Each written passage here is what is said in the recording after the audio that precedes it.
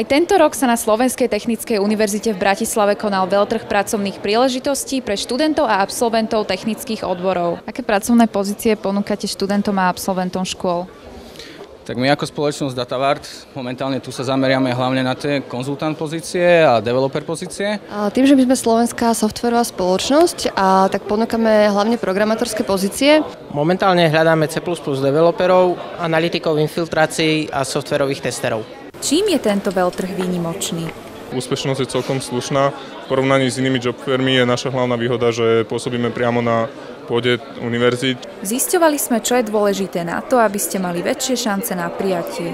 Vzdelanie je super dôležité. Keď študent performuje proste pri štúdiu, je veľký predpoklad, že bude performovať aj u nás. Nájsť hotového človeka je takmer nemožné. Že určite je dobré mať aj minimálne nejakú ročnú až dvojročnú prax. Pre nás je veľmi dôležitá prax.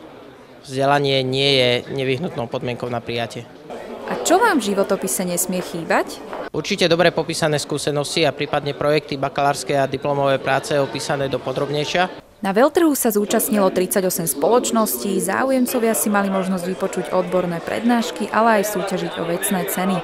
Ak ste nestihli dnešný veľtrh, nezúfajte, na jeseň je tu znova. Pre televíziu MC2 Daniela Čistá.